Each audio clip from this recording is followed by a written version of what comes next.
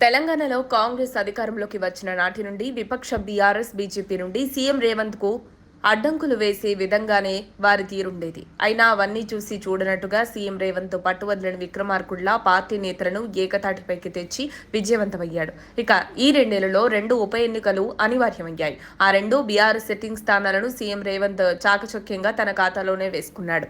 ఇక జూబ్లీహిల్స్ ఉప ఎన్నికల ఘట్టం మొదలైనప్పుడు రాజకీయ వాతావరణం కారు పార్టీకి అనుకూలంగా ఉందన్న ప్రచారం జరిగింది.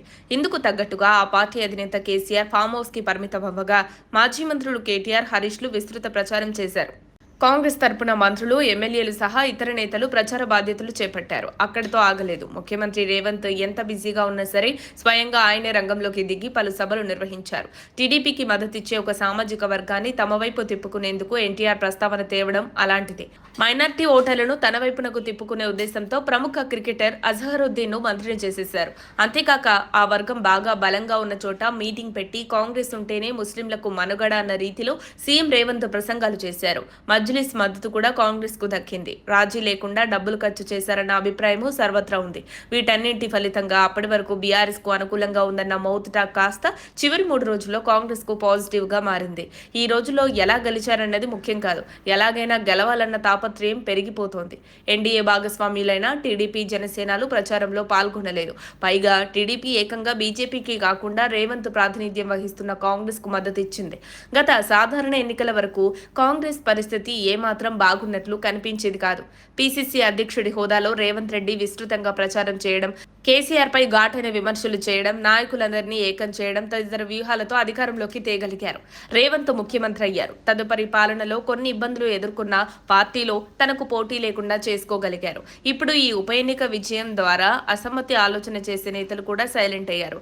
అధిష్టానం వీక్ గా ఉండటం, బీహార్లో దారుణమైన పరాజయం చెందడం కూడా రేవంత్ కు కలిసి వచ్చే అంశమే. జూబ్లీహిల్స్ అసెంబ్లీ అభ్యర్థిగా నవీన్ యాదవ్ ను ఎంపిక చేయడం ద్వారా కాంగ్రెస్ బీసీ వర్గాలను ఆకట్టుకునే యత్నం చేసింది. నవీన్ పై కుటుంబ పరంగా కొన్ని విమర్శలు ఉన్నప్పటికీ స్థానికుడు, ప్రజలకు అందుబాటులో ఉంటారన్న ప్రచారం జరిగేలా చేసుకున్నారు. సిట్టింగ్ ఎమ్మెల్యే మాగంటి గోపీనాథ్ మరణించడంతో జరిగిన ఈ ఉప ఎన్నికకు సానుభూతి ఉపకరిస్తుందన్న ఆశతో బీఆర్ఎస్ ఆయన భార్య సునీతను ఎంపిక చేసుకుంది. అయినా అది ఫలించలేదు.